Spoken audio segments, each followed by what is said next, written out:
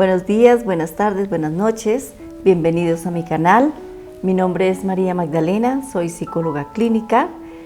Para todos aquellos que por primera vez visitan el canal, les cuento que he decidido abrir este espacio para poder conversar cada lunes acerca de temas relacionados con los niños, con la familia, con la pareja, con la educación de la primera infancia. Entonces, para que no se pierdan ninguno de estos videos, la idea es que se suscriban para que cada lunes pueda estar enviando la información, estar enviando el link del video que he subido. El tema de hoy se relaciona con lo que vamos a hacer en una terapia familiar. O sea, la pregunta directa es, ¿a qué vamos a una terapia familiar? Cuando nos dicen desde el colegio, por lo menos a los padres de familia, que tenemos, cuando la invitación viene del colegio, nos dicen que debemos ir a una terapia familiar. O cuando el colegio mismo asume esa postura de informarle a los padres y decir, el niño creo que tiene alguna dificultad en su casa, es bueno que haga una terapia familiar. Los terapeutas ocupacionales, las fonoaudiólogas, los nutricionistas, los pediatras, todos aquellos que tengan que ver con los niños y que involucren a la familia. Entonces, la claridad a veces no se tiene. Cuando llegan a mi consulta, me encuentro con eso, con que no hay una claridad de qué es lo que tengo yo que venir a hacer aquí. Si el niño es mi hijo quien tiene la dificultad, es mi hijo quien tiene el problema y no sé yo qué tengo que ver con esto. Entonces, para poder aclarar un poco de qué se trata esto de la terapia familiar, es necesario entender un concepto que es clave, que es el concepto de sistema. Esto que hemos llamado desde la psicología terapia sistémica y que se ha relacionado por años, desde que empezó este enfoque, a transcurrir la vida pues, de las personas y a transcurrir la vida de la propia academia, a entender que se relaciona lo sistémico con lo familiar. Lo que en un momento determinado de la historia funcionó para todas las personas en general, en otro momento de la historia ya no. ¿Y qué es lo que pasa con esto? Es el hecho de que podamos comprender qué es lo que hace posible que hoy tengamos que utilizar otros recursos y otras formas de entender las nuevas generaciones. En mi época, por ejemplo, cuando yo estaba chiquita no existía la tecnología, entonces obviamente mi forma de ser, mi forma de pensar y mi forma de emocionarme con las cosas era muy distinta. Hoy en día vemos que los chiquitos nacen en una época de tecnología, en una era tecnológica donde todo funciona en red. Ellos ya nacen en un mundo así. Entonces creo que son otras formas en que tenemos que pensar nosotros, tanto padres como profesionales, y entender que hay que hacer otra cosa con eso. Les hablaba en el video pasado sobre los premios y los castigos, entonces vamos a tomar más o menos como ejemplo esto y algunas posturas para poder entender esto.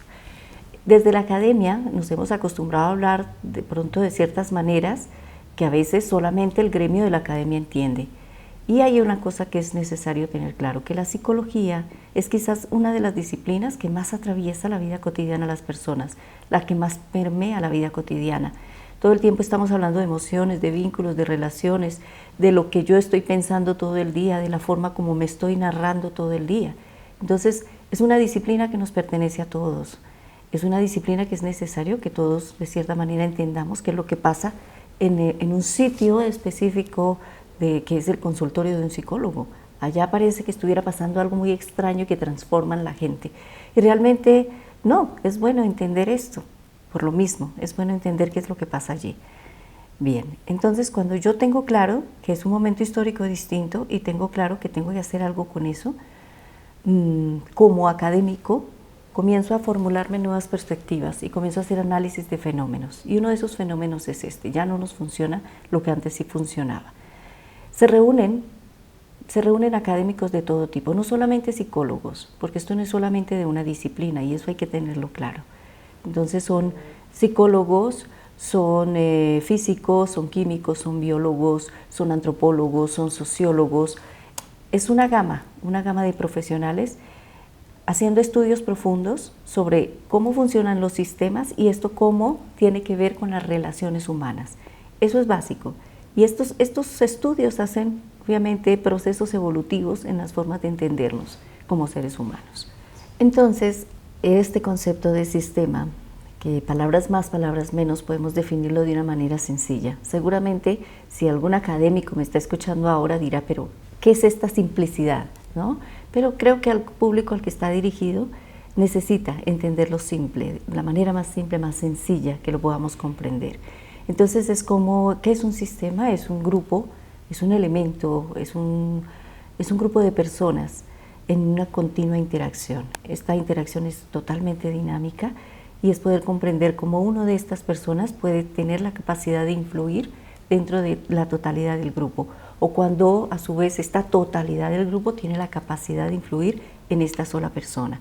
Palabras más, palabras menos, esto es sistema. Entonces, cuando yo llevo esto al contexto de la terapia sistémica o de las relaciones, me doy cuenta de eso, de que como yo pertenezco a un grupo, que eso es lo más importante, que saber que nosotros estamos constituidos en eso, en sistemas, en subsistemas, y así nos movemos por la vida, así nos vinculamos y así formamos nuestras relaciones. Entonces, yo pertenezco a un grupo y yo tengo esa capacidad como ser humano de influir en el grupo donde yo estoy, pero darme cuenta también cómo ese grupo donde yo estoy influye en lo que yo hago y lo que siento y lo que pienso. Entonces eso es algo fundamental que todos debemos entender. Vamos a dar un ejemplo. Este típico déficit de atención con hiperactividad, que en muchos hogares se presenta como un síntoma, cuando es el niño es que está portando este diagnóstico. Y entonces puedo entender cómo este chiquitín con sus comportamientos está alterando quizás una dinámica de la totalidad del sistema. En la totalidad del sistema, que en este caso es la familia, que puede estar queriendo decir, papá, mamá, hagan algo conmigo, ¿sí? Yo solamente estoy mostrando que algo en la familia, hay algo en este sistema que está funcionando mal. Entonces, darme cuenta también desde la totalidad del sistema, de pronto en un subsistema que es la pareja, poder ver hasta dónde yo intervengo para que este síntoma se esté presentando. ¿Y se presenta dónde? Quizás no en la casa, se está presentando tal vez en otro contexto. Para poder entender un poco esto, es necesario traer aquí el concepto de contexto.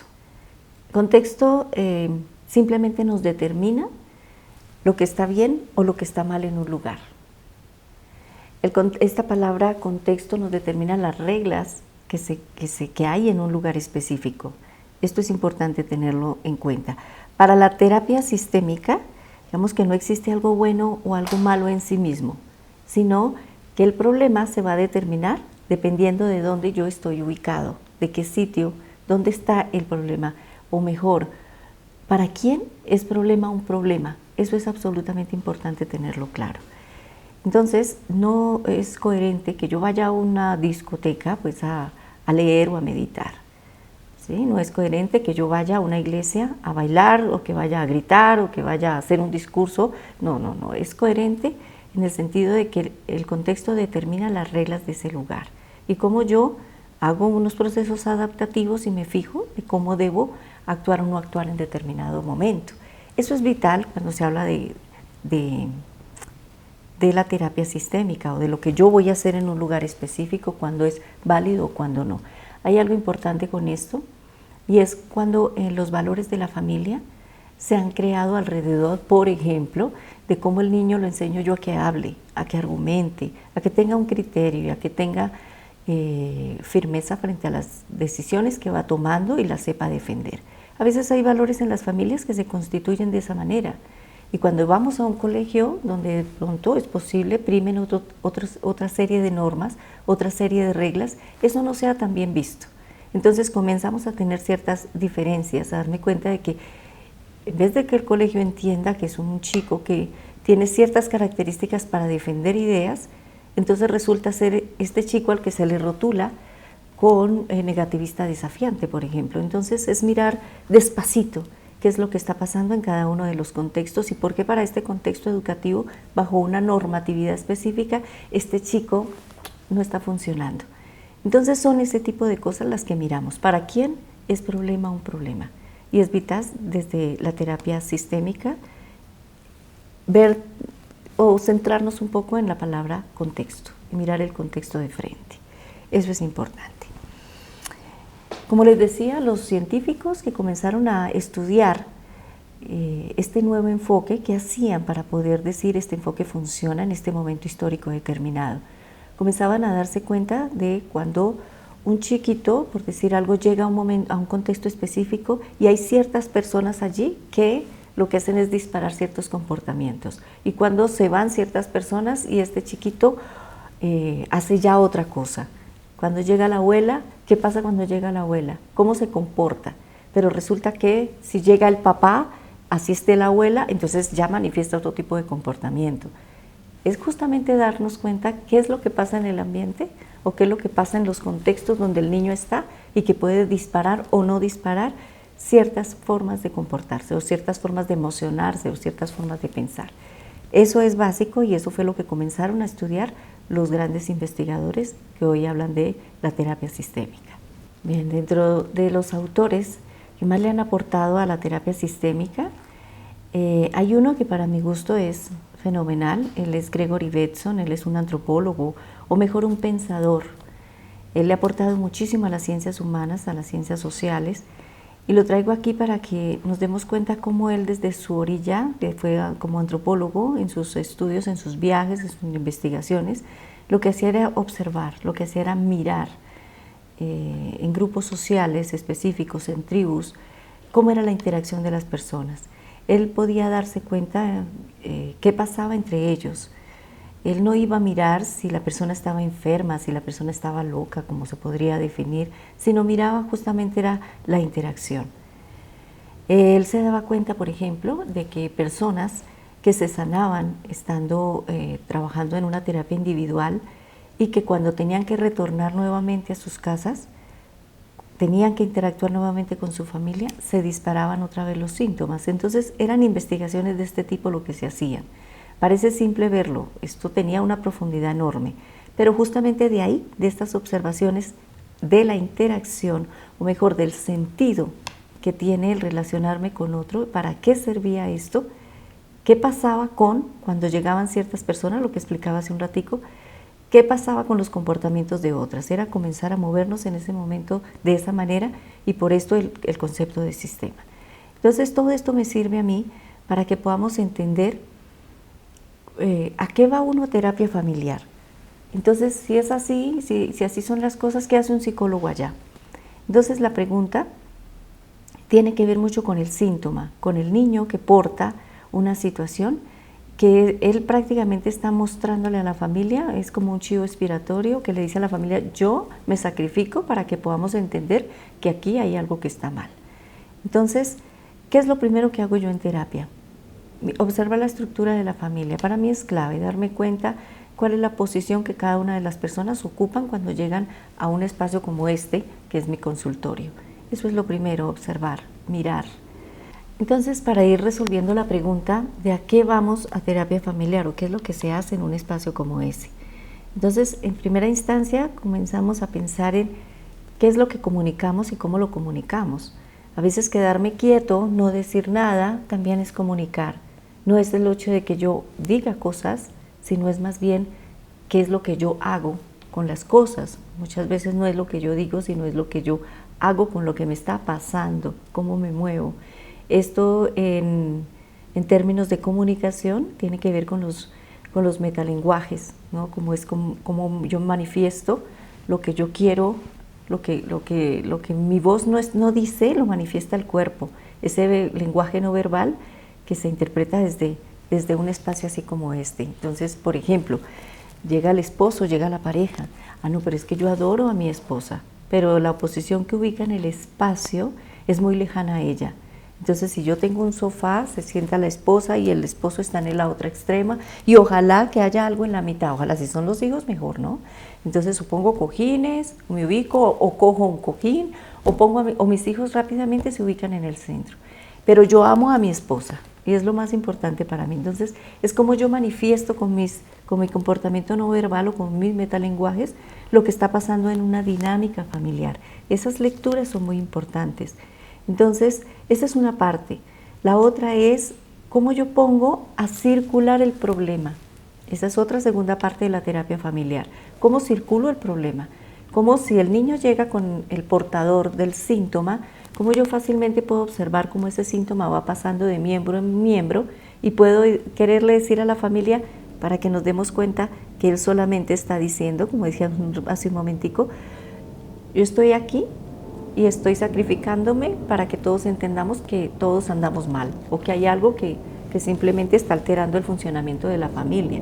Voy a dar un ejemplo. El niño con déficit de atención, con hiperactividad, puede estar manifestándose frente a una madre que posiblemente esté en depresión. Entonces, esta madre que tiene una circunstancia específica por la que no puede estar atendiendo a su hijo o ejerciendo su rol de madre, entonces ella en un momento está en la casa, ya no quiere estar solo en la casa, sino ahora está en el cuarto, ya no quiere estar solo en el cuarto, ahora está en la cama y va reduciendo sus espacios de interacción. Y el niño pues está mostrando algo, no estoy de acuerdo con esto. ¿Y qué le está pasando posiblemente a la mamá? Porque está entrando en depresión, porque tal vez hay una relación o un vínculo que se está viendo afectado en su relación de pareja. Puede ser que el padre esté lejano, el padre esté ausente, ocupándose de cosas que en su individualidad también tiene. Entonces hay una dificultad en la pareja porque quizás no estoy siendo acompañada, no estoy siendo cuidada, ya no me admiran, bueno, qué sé yo, todo lo que puede pasar en la pareja y que puede estar afectando a este chiquitín. Entonces, ¿cómo desde mi espacio como padre, como madre, afecto esto que está pasando? O cómo yo como niño observo esta situación y afecto la relación a su vez. Entonces es como circulo el problema y lo pongo para que todos no es culpar las cosas, no es buscar el culpable.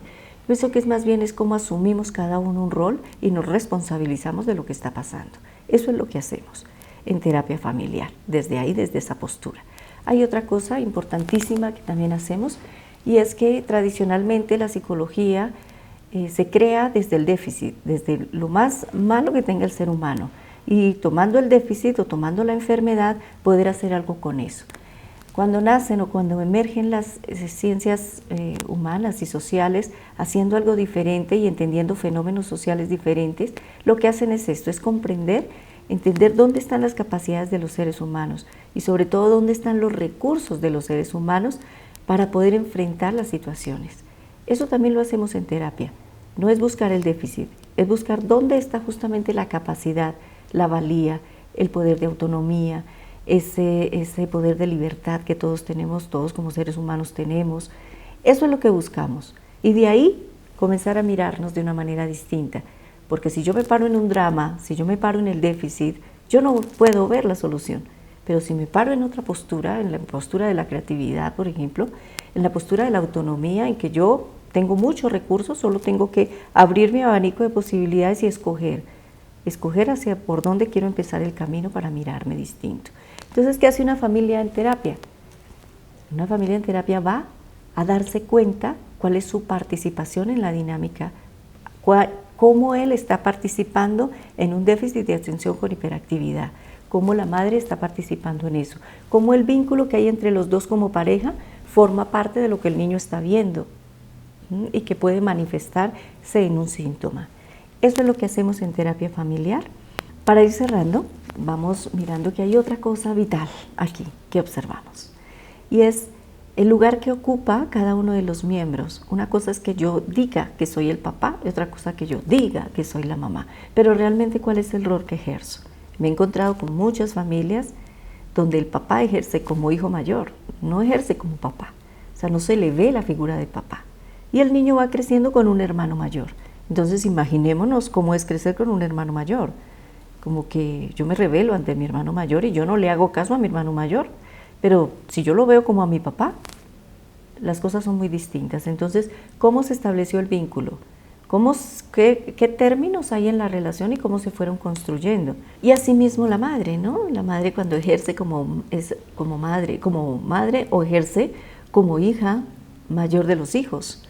Y el papá se convierte en el papá de todos, ¿sí? Cuando esas cosas ocurren. Entonces, ¿a qué va uno a terapia? A darme cuenta cuál es mi lugar y cómo yo estoy ejerciendo y ocupando y definiendo un rol y cómo me está viendo mi hijo. Ese tipo de cosas las vamos a ver en terapia. Cuando existe esta claridad en los padres de familia, se hacen sesiones muy breves, realmente es muy rápido. Cuando yo entiendo, cuando yo comprendo, a eso voy a terapia familiar. Porque decimos que a eso vamos a comprender, porque si yo me paro en una postura cognitivo-conductual, por ejemplo, sin que sea mala, sin que yo esté hablando mal de la postura, porque no sería coherente con mi enfoque sistémico decir que yo integro. Si yo excluyo el enfoque cognitivo-conductual dentro de la terapia sistémica, pues estaría siendo incoherente con lo que estoy diciendo. Entonces yo incluyo también lo cognitivo-conductual. Entiendo perfectamente que al otro día un padre de familia tiene que atender una situación cotidiana de la mañana, que es de las cosas donde más aprenden los niños, rutinas, donde más aprenden hábitos, formas de ser, cómo emocionarse, de cumplir o no cumplir. La mañana es importantísima. Entonces hay elementos básicos que hay que tener en cuenta, pero eso se construye con la familia, porque la familia siempre sabe qué hacer. O acerquémonos a Internet y miremos en Internet la cantidad de consejos y sugerencias que hay para hacer con los niños ante los comportamientos específicos. Pero entonces la pregunta es ¿por qué no lo hacemos? Porque tal vez nos falta entender cosas como estas primero. Por eso es sistémico y por eso es bonito, por eso es bonita esta técnica. O esta técnica no, este enfoque, esta forma de mirar. Yo lo comprendo y ahora sí puedo integrar todo esto que está en Internet o todas estas formas que yo sé que me sirven en mi casa. Ahora sí lo entendí. Cuando yo entiendo los roles, también entiendo algo muy importante que son las jerarquías. Yo no me puedo convertir en el mejor amigo de mi hijo, porque si hay que ver en sus contextos donde ellos se mueven la cantidad de amigos que tienen. Y si como papá me convierto en el mejor amigo, dejo a mi hijo huérfano, dejo a mi hijo sin norte, dejo a mi hijo sin una guía, sin una orientación. Es importante que yo sienta que tengo un papá, es importante que yo tenga una mamá y no una hermana mayor a quien puedo decirle no quiero hacerlo y ya. ¿Sí? Son niños pequeños, necesitan guía, necesitan orientación. Es vital esto, entenderlo. O también cuando yo sé cuándo debo recibir sugerencias de afuera, cuándo debo entender que la abuela, el abuelo, la tía, los familiares forman parte de la familia, pero también sé cuándo debo poner un límite a esto y cuando entiendo que este es un sistema y que opero con mis propias normas, con mis propias reglas. A esto le puedo definir como bueno, a esto como malo, esto es bonito, esto es feo, y puedo definirlo. Pero cuando otras personas intervienen, empiezan los conflictos. Algo que es muy importante ya para cerrar el video es comprender cuando un colegio, por ejemplo, en el que estamos hablando y centrándonos en los niños, cuando el colegio recurre a la familia para poder pedir una colaboración con el comportamiento de los niños. Son sistemas distintos, operan bajo lógicas distintas. ¿Sí? Lo que está bien aquí no puede estar, muchas veces no está bien aquí, al otro lado. Lo que es feo acá, aquí es bonito. Y esa serie de cosas que, como lo decía al principio, lo determinan el contexto donde yo estoy parado. Soy un poco crítica con los colegios porque casi siempre se responsabilizan la mayoría de las veces a los padres de familia por los comportamientos de los niños. Y la pregunta clave es, ¿dónde se está manifestando el síntoma o dónde el niño está manifestando ciertos comportamientos? La mayoría de las veces es en el colegio. Entonces comprendo yo dónde está este chiquito, con qué tipo de personas estoy, cómo es mi profesora, cómo interactúa conmigo, qué tipo de reglas están imponiendo, cómo estamos manejando dinámicas. Siempre he dicho yo que tenemos una educación del siglo XVIII y XIX, puede ser todavía, vamos muy lento en los procesos, con padres del siglo XX y niños del siglo XXI. Entonces uno dice, ¿cómo hacemos para conjugar estas tres cosas? Y es donde tenemos que parar y pensar despacito y darnos cuenta de lo que pasa. Son sistemas que interactúan, pero tienen que haber unas lógicas básicas donde podamos entendernos todos. Esto hace la terapia sistémica, no solamente interviene la familia, sino que intervienen los contextos donde los niños están y lo que ha hecho posible que los niños se comporten de cual o cual manera, o que podamos entrenar dinámicas más amplias para la comprensión de los fenómenos humanos en general. Les pido que me dejen sus comentarios, sus preguntas, sus inquietudes, de tal manera que para el siguiente video logre resolver por lo menos parte de sus inquietudes, de lo que está generando este video en ustedes en este momento. Les recuerdo suscribirse al canal, de esa manera pues no se pierde ninguno de los videos y podemos llevar una secuencia, que es lo que me interesa, y sobre todo crear una comunidad. Eso es vital para mí, podernos ver cada 8 días y poder interactuar también. La intención también es en un momento dado hacer una sesión en vivo para estar con ustedes respondiendo directamente las preguntas o las inquietudes que tengan. Este es un canal también para terapeutas, es un canal para profesores, para pedagogos, es un canal para nutricionistas, para pediatras. Entonces también las preguntas que ustedes tengan, si está en mis manos resolverlas, con mucho gusto lo haré. Un buen día, muchas gracias y nos vemos pronto.